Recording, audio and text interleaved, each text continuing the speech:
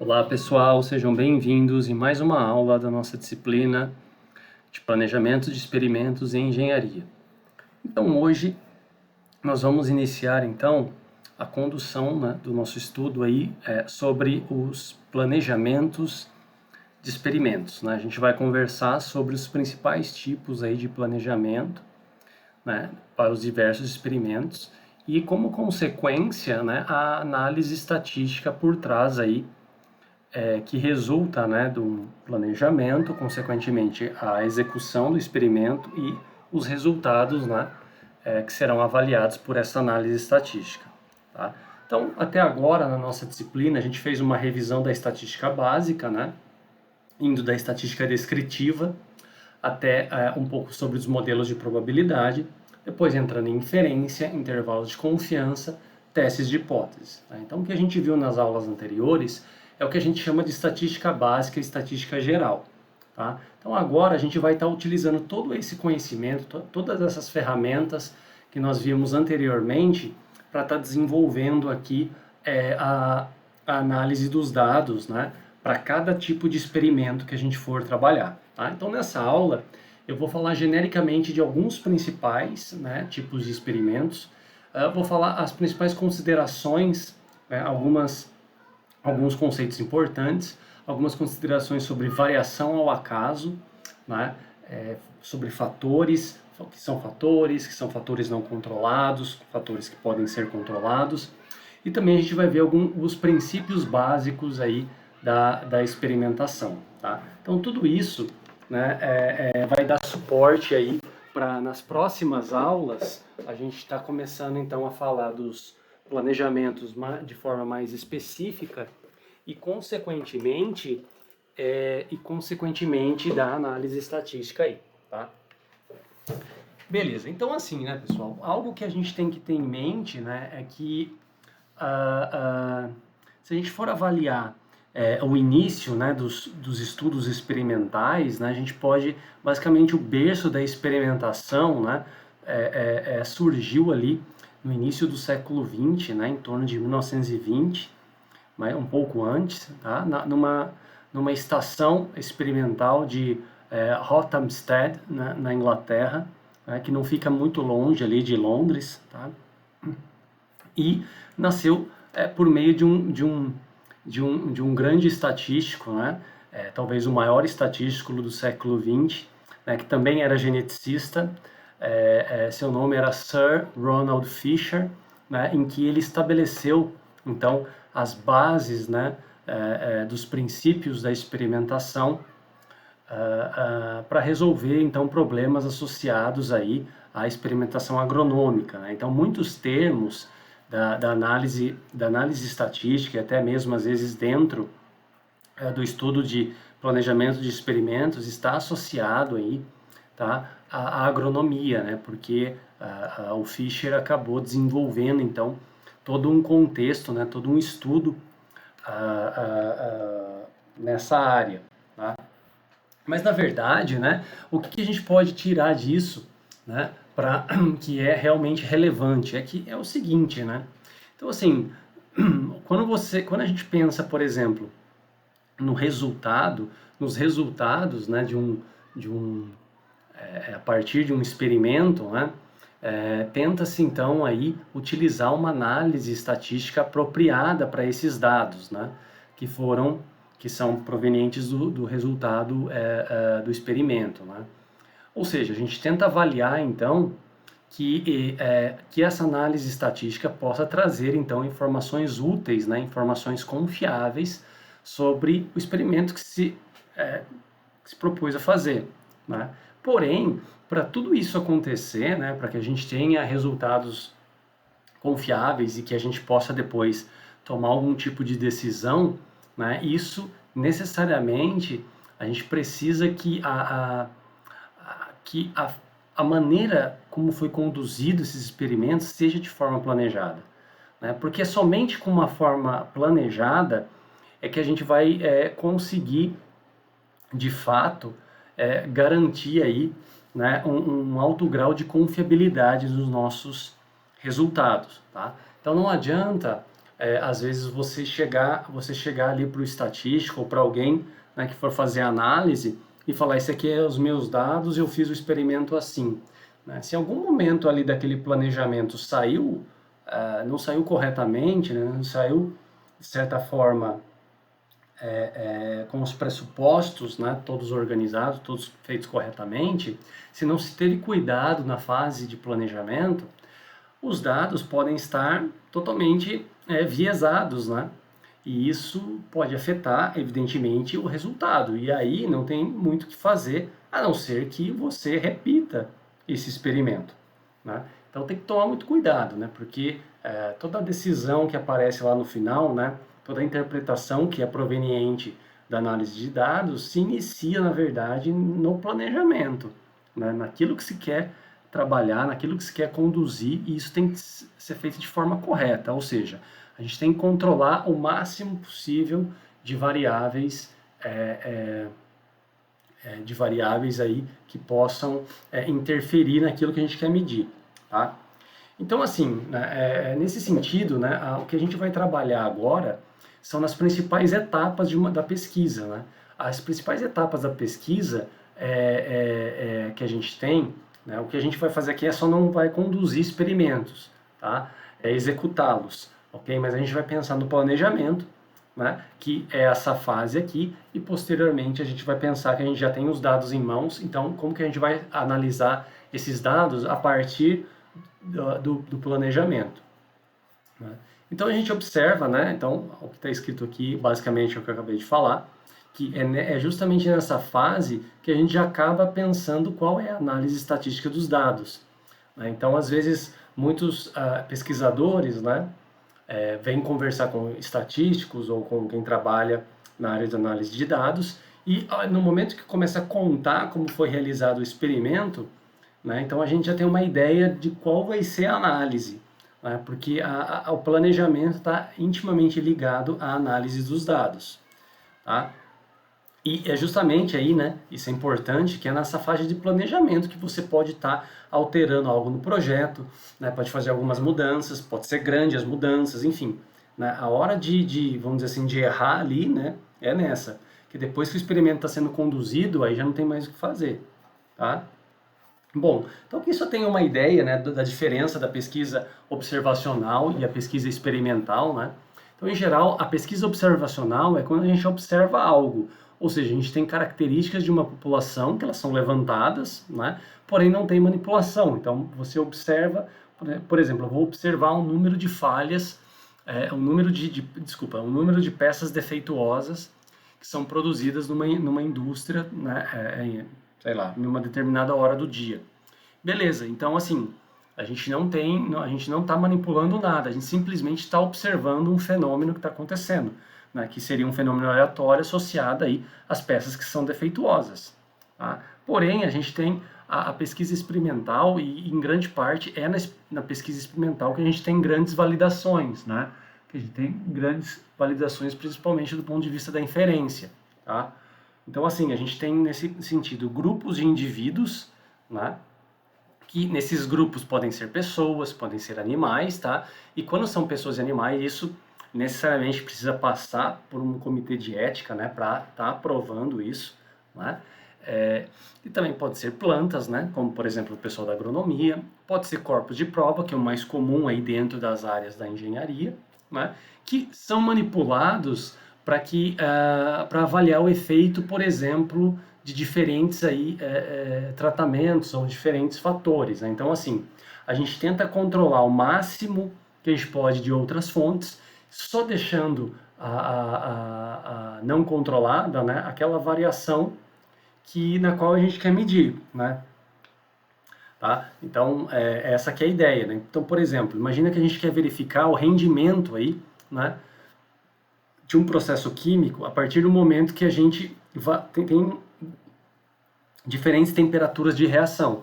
Então a gente pode controlar vários outros fatores, né? Eu posso controlar, por exemplo, não sei, posso controlar, vamos pensar aqui,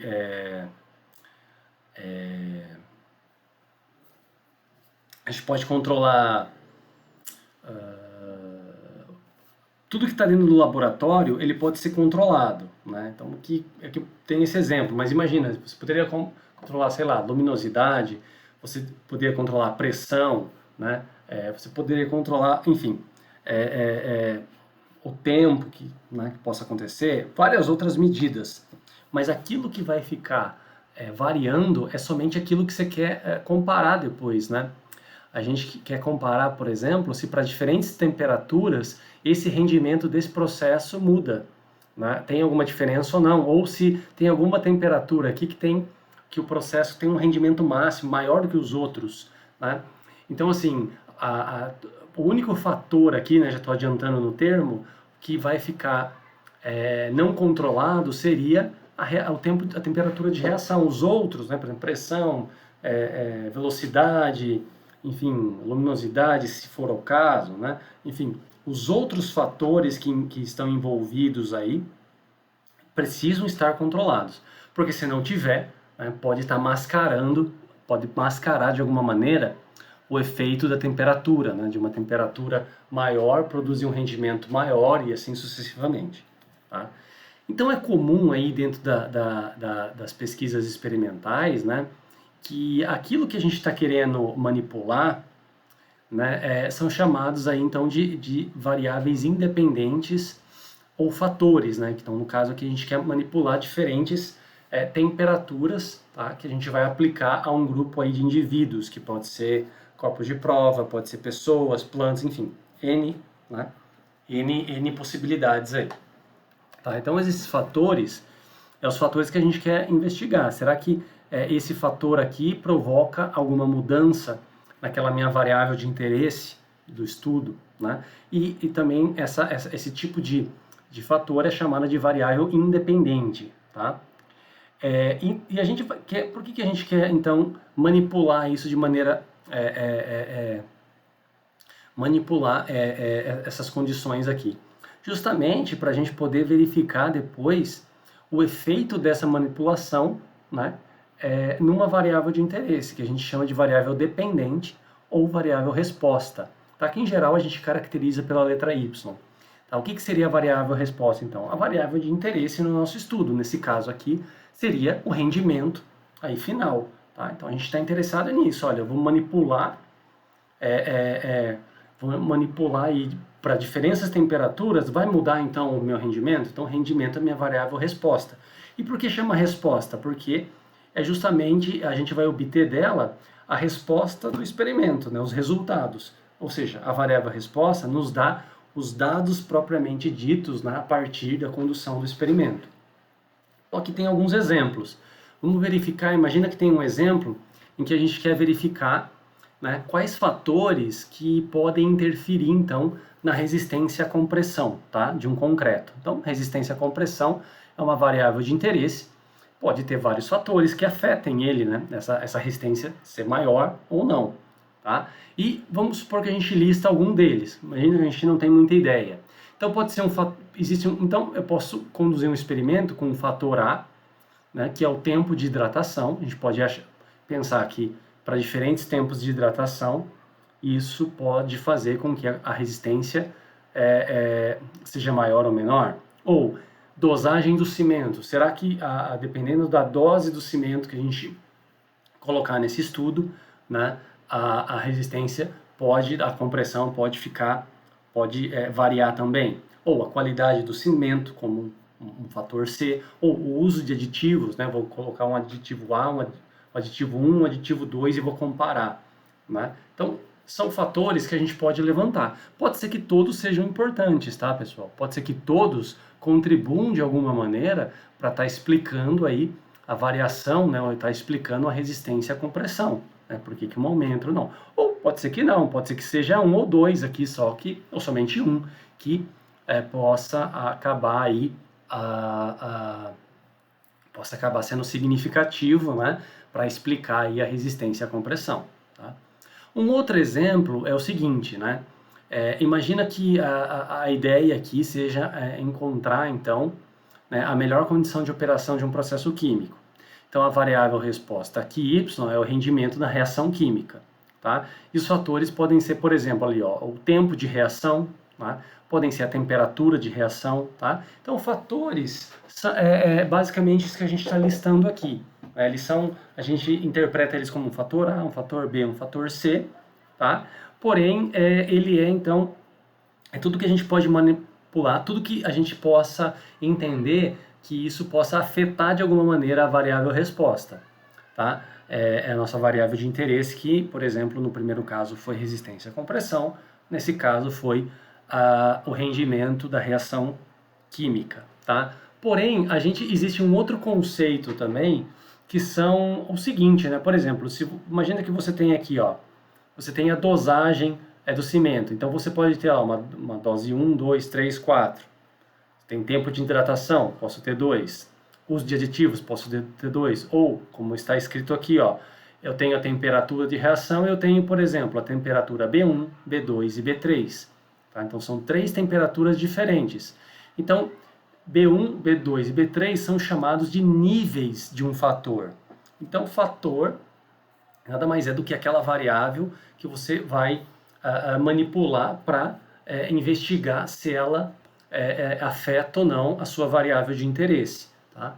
E os diferentes, né, os diferentes valores aí, por exemplo, de temperatura, né, nesse exemplo 2B, as diferentes temperaturas é o que a gente chama de níveis do fator. Tá? Então, em geral, por exemplo, se a gente tem um único fator, vamos supor que nesse caso a gente tem um único fator só para investigar o rendimento da reação química, que é a temperatura.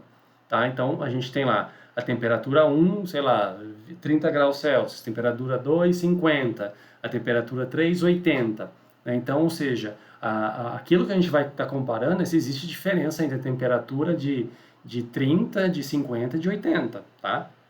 Ou seja, é o próprio nível dos fatores que vai fazer essa comparação, né? Tá certo? Então são alguns conceitos aí, né? Então assim, aqui eu listo algumas estratégias, né? Então a estratégia do planejamento experimental, ela está bem associada também, pessoal, com a ideia ali daquela fase inicial do método científico, né? Que é primeiro a gente tem que reconhecer e delimitar, estabelecer qual é o nosso problema de interesse. Depois é identificar os fatores que afetam o problema no estudo. Lembra? Esses são os primeiros tópicos lá dentro do planejamento, do método científico. Né? Então, assim, a gente está querendo estudar, por exemplo, o que deve interferir na resistência à compressão. Ora, então, vamos imaginar, vou pensar agora quais são os fatores que afetam isso. Né? E depois a gente escolher um projeto experimental, ou o que a gente chama de delineamento experimental adequado. Né? Como que a gente pode, então, investigar de forma adequada se os diferentes tempos de hidratação afetam na resistência à compressão?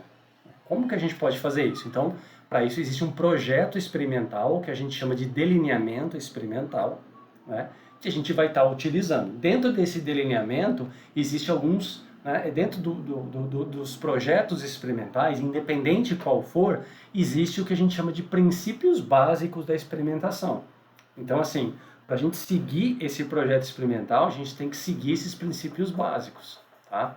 Para a gente garantir aí uma confiança, né, nos nossos resultados posteriormente. E, bom, escolher a variável resposta está, né, bem associado ao nosso problema, tá? Já que o nosso problema é investigar quais são os fatores que interferem na resistência à compressão. Então, resistência à compressão do concreto aí é a nossa variável de interesse aí, né? E essa variável, a gente vai estar medindo ela no final, né? Então, no final das contas, a gente vai ter um valor, um resultado, né, que vai ser medido aí de alguma maneira, pode ser por meio de um aparelho, enfim, que pode estar obtendo esses resultados aí. Tá? E a partir disso, né, então a partir do momento que a gente já tem um problema estabelecido, a gente identificou os fatores, né, tem um problema e identificamos os fatores e os seus níveis, né, que aqui pode ter 2 níveis, 3, né, e assim vai, tá? A partir do momento que a gente escolheu um delineamento experimental adequado, tá? Que envolve aí o projeto experimental, a gente determinou qual que é a nossa variável resposta, que é aquela que a gente vai estar medindo a nossa variável de interesse. Aí sim, né, a gente vai planejar, a partir do planejamento, a gente vai entender aí, né, vai tentar pensar um pouco como que será a análise dos dados do experimento após a condução deste, tá? Tá, beleza. Então aqui vamos para um outro exemplo, tá? Então vamos supor que o engenheiro ele esteja investigando então os efeitos, né, de diferentes métodos de cura sobre a resistência compressiva aí do concreto. Então para isso, o que ele pensou? Ele propôs um experimento que consistia então em desenvolver corpos de prova, tá? Então a ideia era desenvolver corpos de prova de concreto utilizando, por exemplo, cada um dos métodos propostos de cura. E só após isso, comparar a resistência compressiva, né, de cada espécie. Então veja bem, a gente está tentando então controlar todas as outras coisas, né? Então você está querendo avaliar esses métodos de cura, tá? Então você tem lá o método 1, método 2, 3, pode ter vários, tá? Vamos supor 1 e 2 aí só para facilitar. Você está querendo comparar um método 1 com o método 2. Então, tudo que possa afetar na resistência compressiva e que a gente não está interessado em comparar, né, porque aqui a gente quer saber se o método 1 é melhor do que o 2, então tudo que possa influenciar nessa resistência tem que ser controlado. Então, por exemplo, se todos esses fatores tiverem que ser controlados para a gente comparar o método 1 e o método 2, a gente vai ter que fazer isso, tá? Porque se algo desse tipo acabar variando, né, isso pode modificar de forma expressiva os resultados, né, e pode fazer com que você diga, olha, o método 1 é melhor que o método 2, mas isso não necessariamente vai ser verdade.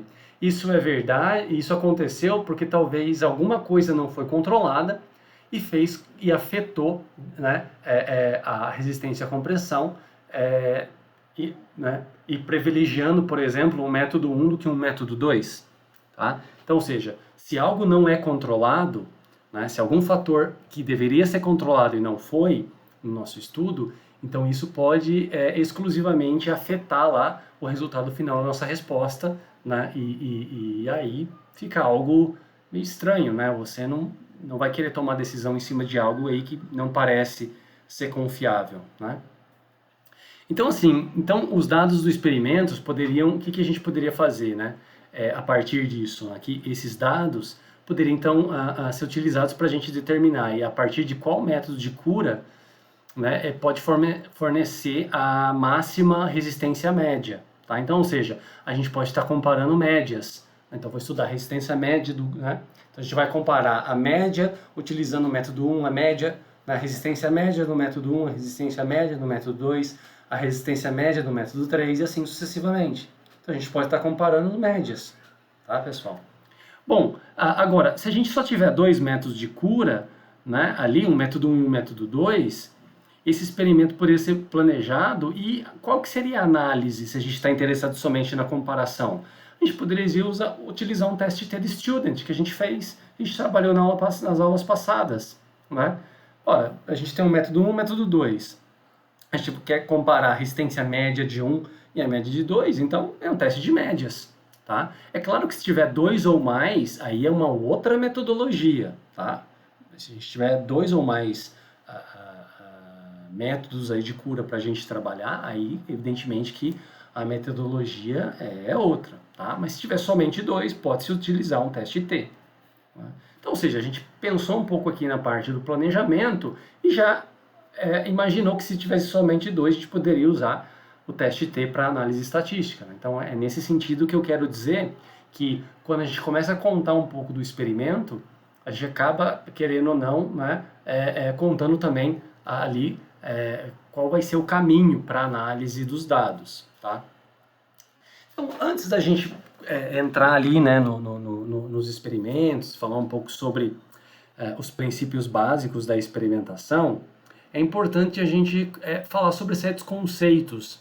Né? Então, assim, primeiro, o que são dados experimentais? Né? Então, existem dados e dados. Você pode coletar dados, né, fazendo uma pesquisa aí, né, uma pesquisa, um levantamento, né, isso não tem nada a ver com dados experimentais. Então, os dados experimentais, eles são dados que são obtidos, né, por meio de trabalhos aí, vamos dizer assim, né, realizados propositalmente em condições especificadas. Quer dizer, a ideia de que a gente vai produzir dados por meio de um processo experimental, né?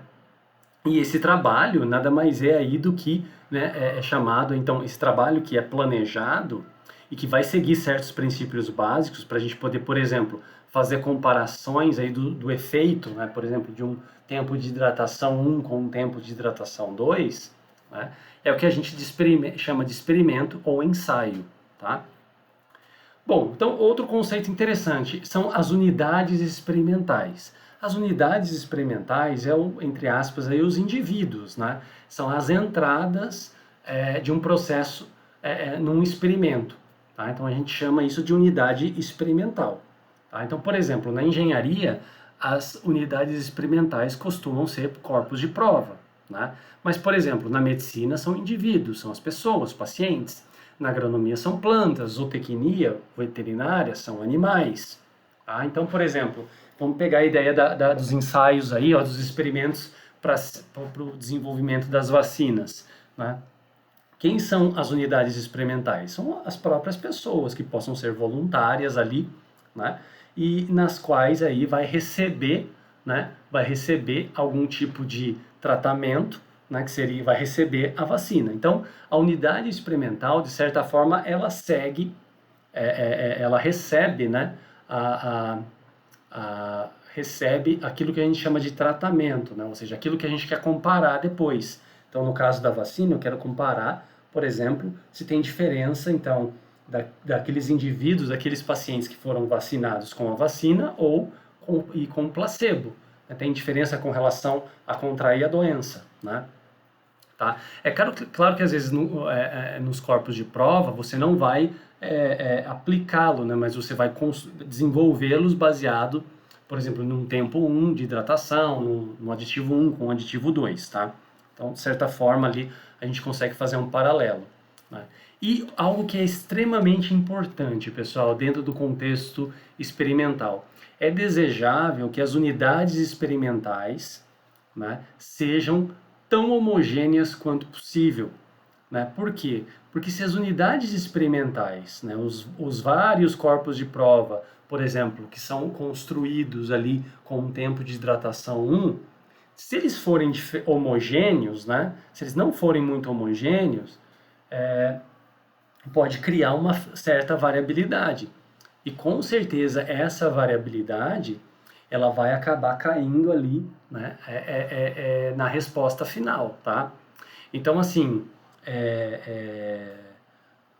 por exemplo, é claro que talvez dentro da engenharia isso seja algo mais, entre aspas, tá? Mais simples de se obter, né?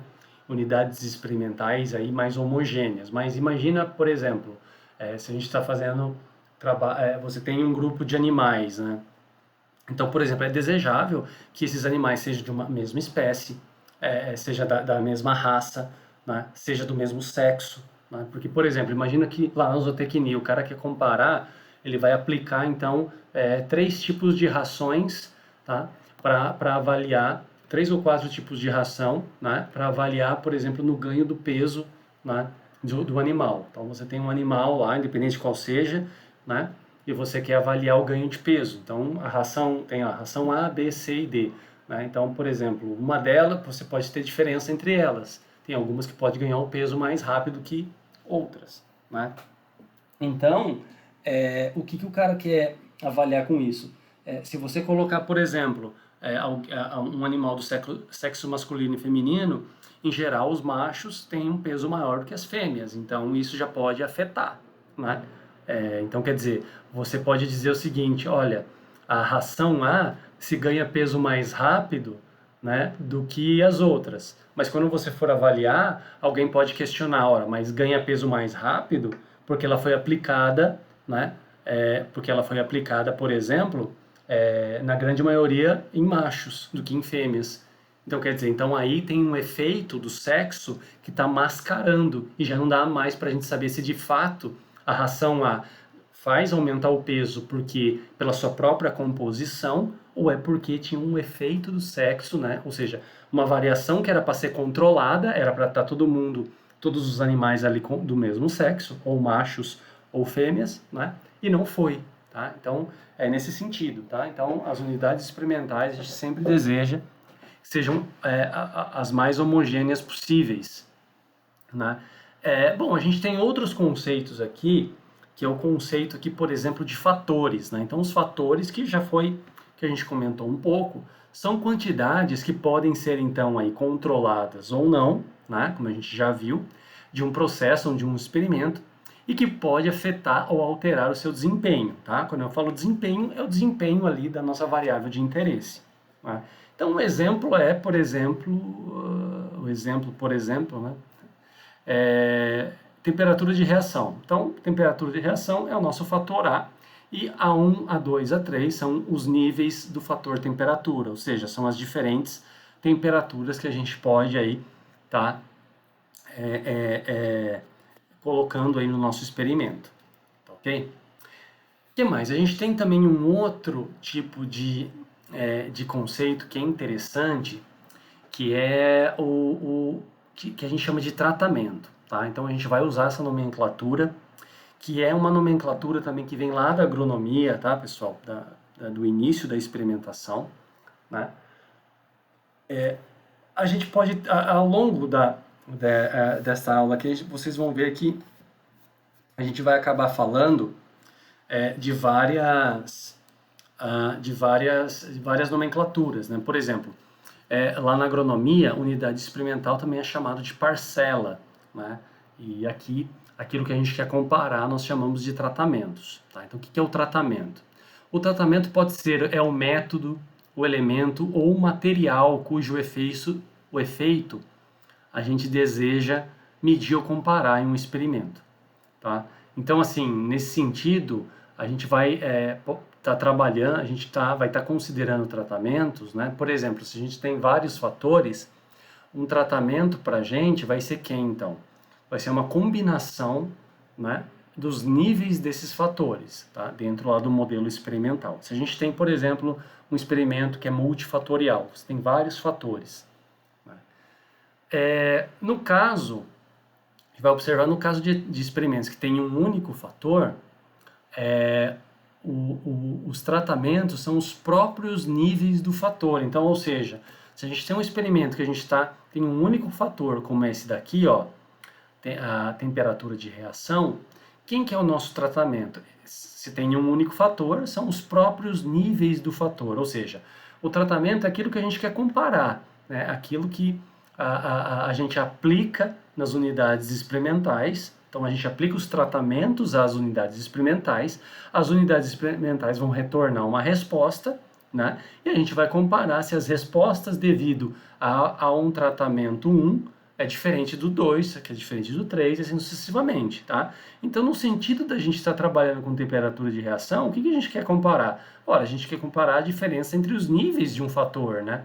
Se, por exemplo, a temperatura de 30 graus Celsius é diferente de 50 graus Celsius, que é diferente da de 80 graus Celsius, para o rendimento lá de um processo químico, tá? Né? Então essa que é a ideia. Então por isso que às vezes é difícil encontrar uma definição melhor do que essa, né? Que seria um método ou um material cujo efeito a gente deseja medir, tá? A gente deseja comparar. Tratamento é aquilo que a gente vai estar comparando aqui, né? Então, por exemplo, lá no caso das vacinas, né? É exatamente as vacinas que são os tratamentos. Então a gente tem dois tratamentos: o tratamento que tem a vacina e o tratamento que tem o placebo, né? É o grupo que a gente diz, olha, o grupo tratado e o grupo controle, né? Então, vem muito isso dessa questão da agronomia, de trabalhar, da zootecnia, né? Então, ó, quem que está sendo tratado, né? Assim também, depois, isso ganhou muita notoriedade dentro da área médica, né? O paciente que está sendo tratado, então, ou seja, está recebendo aquele tratamento e ele vai ter uma resposta, né? Então, essa que é a ideia aí. Tá? Essa aqui é a ideia. Então, isso tem que ficar claro, que na pesquisa experimental os tratamentos são aplicados às unidades experimentais, né? Então, por exemplo, vamos imaginar na vacina. Estou aplicando, então, a vacina na unidade experimental, que são as pessoas, que são os indivíduos. Isso vai retornar uma resposta. Ou a pessoa vai pegar a doença ou não vai, tá? Essa que é a resposta, né? Depois a gente estuda em forma de proporção, tá? Agora, se por exemplo a gente tem mais do que um fator, né? Como por exemplo, poderíamos ter esse caso aqui, ó, né? Lá do início, ó, a gente tem, por exemplo, o tempo de reação, que é um fator A, e a temperatura de reação, que é um fator B. Então, vamos imaginar aqui, ó, a gente tem um experimento com dois fatores. Isso vale dois ou mais, tá? Mas só dois já basta. Então, você tem, por exemplo, um fator A e um fator B. Então, o fator A, né, vamos imaginar aqui, ó, o fator A tem 3 níveis, tá? Então, vamos escrever isso daqui de uma maneira melhor, tá? Vamos pegar aqui, ó, tá? Só pra gente dar nome aos bois aí, né? Deixa eu esperar um pouquinho aqui abrir.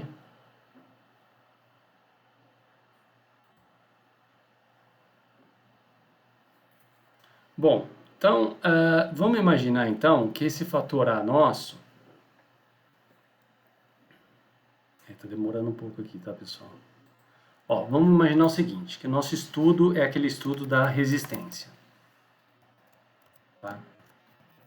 Resistência à compressão.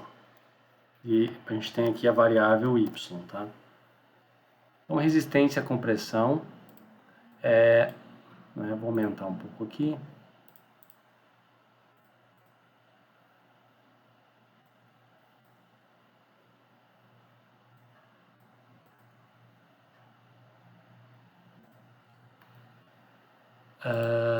Resistência à compressão aqui, ó, vamos aumentar aqui.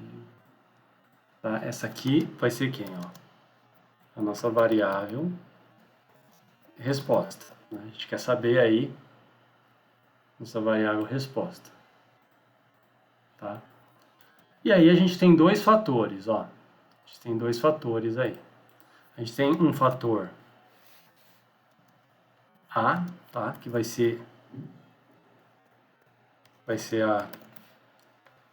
o tempo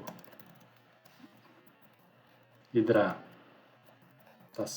tá? Vamos supor que a gente tem 3 tempos de hidratação, A1, A2 e A3. E o nosso fator B, a gente tem, por exemplo, deixa eu ver aqui, tá? Vamos considerar então nosso fator B, por exemplo, aqui, ó, a dosagem do cimento. Tá? Então vamos aqui.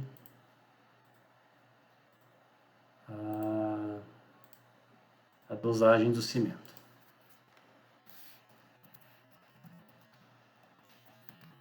E a gente tem aqui, ó, por exemplo, dois tipos de duas doses, B1 e vou considerar um B2. Tá?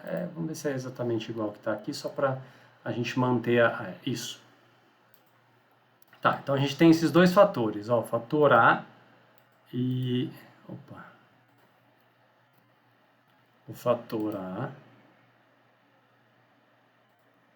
e o fator B. Tá? Então a questão é, será que o fator A e B afetam a resistência? Vamos supor que a gente acredita que sim. Então tem um problema, tá? A gente não pode comparar isso separadamente. Por exemplo, num primeiro momento, a gente não pode comparar diretamente os tempos de hidratação e falar, olha, o segundo tempo é melhor entre os 3. E falar assim, olha, a segunda dosagem aqui, B2, é melhor. Então eu garanto que o que mais afeta a resistência é o tempo 2 com a dosagem 2. Não, a gente não pode fazer isso. Por quê? Porque como esses dois fatores estão afetando a resistência, pode ser que esses fatores, evidentemente, eles vão ter então um efeito deles, né, na resistência, um fator só do tempo de hidratação, um efeito só do tempo de hidratação e um efeito só da dosagem. Mas pode ser que esses dois fatores estejam interagindo, exista uma interação. Então aí já não dá mais para saber, então a gente não pode avaliar esses fatores separadamente. Então Mas, então, o que a gente vai fazer, né? A gente vai trabalhar, então... Então, o que a gente faz? Lembra, os tratamentos, aquilo que a gente chama de tratamento, né? Os tratamentos, eles são aplicados nas unidades experimentais, tá? Então, a pergunta é, quem são os nossos tratamentos aqui? Né? Quem são os tratamentos? Tá? Porque o que a gente sabe é o seguinte, quando a gente tem quando a gente tem um único fator, tá? Quando a gente tem um único fator como era aqui, ó, tempo de reação, então, desculpa, temperatura de reação, então os tratamentos são os próprios níveis do fator, no caso aqui, temperatura. Quando a gente tem dois fatores ou mais, já não dá para afirmar isso. Então, nesse caso, pessoal, a gente sabe que o tratamento, os tratamentos, né, são uma combinação dos níveis dos fatores.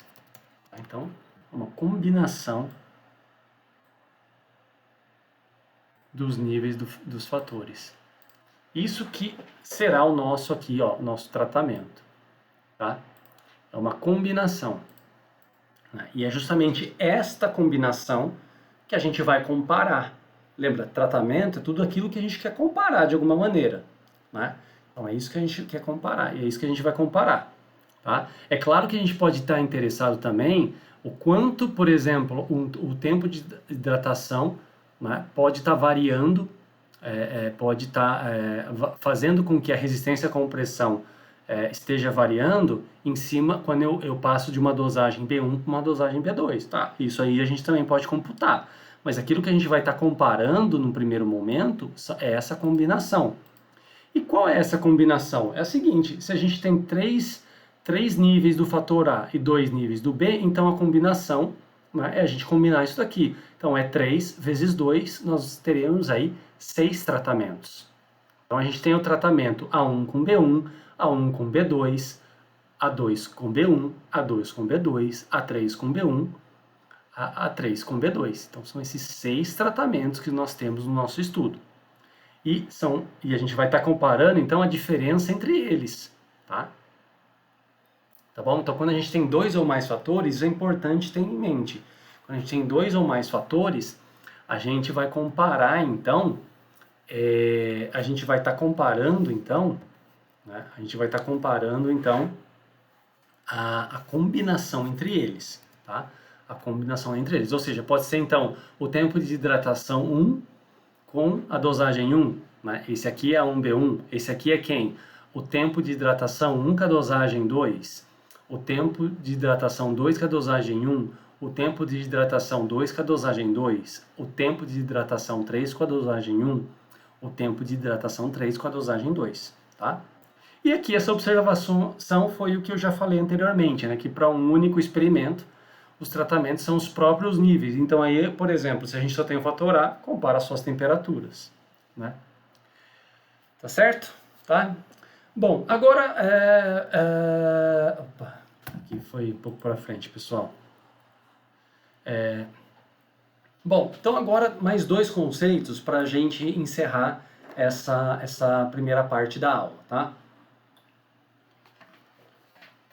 O conceito, então, de planejamento, delineamento ou projeto experimental, tá? Que isso é diferente de experimento. Experimento é você conduzir o experimento, né? É você conduzir, aplicar ali, tá? É você aplicar os tratamentos às unidades experimentais. Agora, o projeto experimental é um pouco mais além. É um plano experimental na qual implica o que? A forma como esses tratamentos serão designados a essas unidades. Tá? Então, dependendo de como você está designando esses tratamentos à sua unidade experimental, isso pode sair um delineamento 1, um delineamento 2, um delineamento 3 e assim sucessivamente. Tá? E é a partir desses delineamentos experimentais, desses projetos experimentais, que a gente acaba entendendo como será feita a análise estatística dos dados. Tá? Então isso é importante. O delineamento experimental nada mais é do que o projeto experimental, ou seja, é a forma como esses tratamentos são designados às unidades experimentais. Tá? Então isso a gente vai esclarecer um pouco mais quando a gente entrar ali nos princípios básicos da experimentação. E o último conceito extremamente importante, pessoal, que a gente tem que levar em consideração no planejamento é a variação ao acaso. Então, assim, variação ao acaso, ela existe independente de qualquer coisa, tá?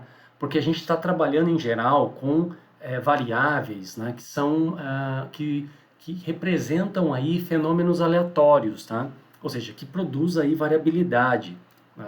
Então, por mais que a gente controle a grande maioria dos fatores, né, você possa controlar lá temperatura, pressão, o tempo de reação, né, principalmente se for um experimento dentro de um laboratório onde as fontes são muito mais controláveis, é muito mais fácil de se controlar, ainda assim vai existir uma fatoração, uma variação do acaso.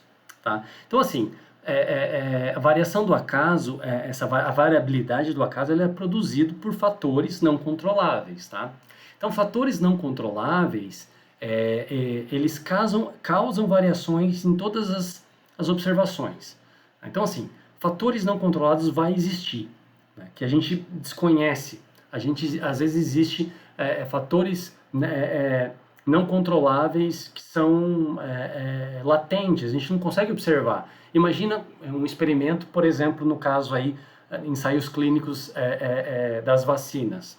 Né? Você tem um fator não controlado que é, por exemplo, a variação genética, a variabilidade genética.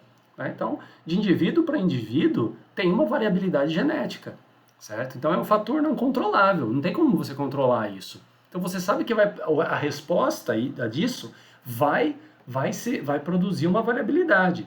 Então, é por isso que você tem que tomar uma amostra, nesse caso, muito grande para tentar amenizar, né, o fato de ter uma variação que você não consegue controlar, como, por exemplo, a variação genética. Tá? Né? Então, assim, os fatores, então, pelo fato, né, de existir esses fatores não controláveis e que eles provocam variações em todas as observações, né, ou seja, em todas as unidades experimentais, então isso nos obriga a utilizar a análise estatística. Né? Então, a análise estatística é justamente para a gente tentar medir esse erro experimental, né, que é proveniente da variação ao acaso. E é claro que a gente sempre quer o quê? Minimizar esse fator não controlável, essa variação ao acaso. A gente sempre quer controlar isso, tá? Então, esses fatores não controlados a gente chama aí de variação ao acaso. Então, um grande exemplo para a gente verificar isso tem alguns livros de experimentação, principalmente ali na área agronômica, que mostra isso, né? Então, tem um exemplo clássico em que você observa, você toma, por exemplo, um solo que tem as mesmas propriedades do solo, né, as mesmas propriedades químicas, as mesmas propriedades físicas, e vamos imaginar que você vai fazer, você vai plantar, né, vai ter o plantio, então, por exemplo, de uma semente, sei lá, de qualquer cultura, de milho, enfim, né, de qualquer cultura. E você planta isso na mesma altura, né, numa mesma profundidade, né, melhor dizendo, tá, em que as sementes estarão aí a uma certa distância, né, e tem todos os nutrientes possíveis, né, ela vai encontrar principalmente água para poder germinar e vai ter os outros nutrientes do solo para ela poder desenvolver. Tá? Então, ou seja, as condições ideais homogêneas, né, as duas sementinhas lá da mesma espécie, tudo certinho. E o que vai verificar? Ao longo do tempo, isso, né, elas vão germinar, vão se desenvolver, vão sair ali da terra, vão começar a crescer. A iluminação, que seria no caso o sol, vai pegar da mesma maneira. O que a gente vai notar, pessoal? Passado um certo tempo, em que um certo período de tempo, a gente pode fazer a medição da altura, né, dessa cultura. Né? Então, na base ali do tronco né, dele, do caule, até a primeira pétala ali que surgir da planta, você pode medir essa altura. Então observe o seguinte, pessoal, se você medir de duas sementes, o que você vai observar? Alturas diferentes. A pergunta é, por quê? Por que que a altura é diferente? Se você colocar mais sementes, muito provável que você vai ver alturas diferentes em todas. É muito difícil você ter alturas iguais. E você pode se perguntar o porquê, se elas são da mesma espécie, se elas foram plantadas na mesma profundidade, se esse solo possui as mesmas propriedades químicas, físicas, quantidade de água suficiente, se elas receberam a mesma luminosidade do sol posteriormente, né? Ou seja, elas estavam nas mesmas condições climáticas. Por que que existe essa diferença? Então tem uma variação, que é a variação do acaso, que a gente não sabe explicar. Pode ser a variação genética? Claro que pode. Pode ter alguma variação ambiental ali? Pode, que a gente não sabe, a gente não consegue observar. Então, assim, variação ao acaso, a gente tem que entender que ela existe. E o papel aqui nosso é construir, então, experimentos, né, nas quais a gente vai minimizar essa variação. Porque a gente minimizando essa variação, o único fator que vai estar, o único efeito que vai estar lá dentro desse experimento é o efeito daquele fator na qual a gente quer comparar, né? É o efeito que daí vai produzir um tratamento na qual a gente quer comparar, tá? Então aqui, ó, tem uma série de exemplos de fatores que poderiam ser controlados e às vezes não foram, tá? Então assim, tem a variação genética, que isso é um caso que não tem como se observar, mas o grande problema, pessoal, é a gente não minimizar essa variação do acaso, né? Por exemplo, eu poderia controlar uma temperatura e não controlei, eu poderia controlar a luminosidade e não controlei, eu poderia controlar a pressão e não controlei, né? Então, assim, se a gente faz isso, a gente está planejando de forma, né, errada, errônea. Então, a gente precisa tentar minimizar. Então, tem alguns fatores que podem ser minimizados, que podem ser controlados. Como, por exemplo, um estudo lá no solo. Você pode, às vezes o solo possui diferenças de fertilidade. Então, assim, a gente tem que tentar planejar de uma maneira que esse efeito seja controlado, tá? Se a gente não consegue ter uma área homogênea. Por exemplo, diferentes raças de animais, né? O que eu disse, você está trabalhando com uma espécie lá, às vezes você pode ter várias raças, o ideal é que esteja a mesma, às vezes do mesmo sexo. Ou o indivíduo vai aplicar o tratamento em alguém não, desculpa, numa unidade experimental. Então é ideal que seja a mesma pessoa que aplique, porque essa pessoa, né, é um ser humano, é suscetível a erro. Né? Então, se você tiver 3 ou mais pessoas ali, pode ser que o erro de um seja um pouco mais grosseiro que o erro de outro. E isso pode afetar. A mesma ideia se a medição de alguma coisa for feita via algum equipamento, né? A pessoa também pode medir errado, ou um outro ponto o equipamento não está calibrado, né? Então, quer dizer, tudo isso pode afetar. Ou um outro caso, diferença de temperatura. Às vezes as temperaturas podem afetar em algum tipo de processo, em algum tipo de estudo que vocês estejam trabalhando, tá? Então a variação do acaso é algo que acontece e o nosso papel é minimizar ela quando possível. Se não é possível, ela vai existir, tá? Então a gente diz o seguinte, em todo projeto experimental, em todo delineamento experimental, a gente tem que controlar o máximo possível daqueles fatores que são passíveis de ser controlados, como esses daqui. Porque se não controlarmos, a variação do acaso que a gente já sabe que existe vai ser inflacionada por esses fatores, né? Tá? E isso pode mudar lá o efeito daquilo que a gente pode medir, tá? Isso pode ocasionar que por exemplo, as temperaturas que a gente queria comparar lá naquele nosso exemplo sejam estatisticamente iguais, quando na verdade elas não são. E por que apresentou que não são? Porque teve algum fator que era para se controlar, não controlou, e esse fator inflacionou a variação do acaso. Tá? Ok, pessoal? Então tá. Bom, eu vou parar por aqui agora, tá? Porque na próxima aula, então, a gente vai falar sobre os princípios básicos da experimentação.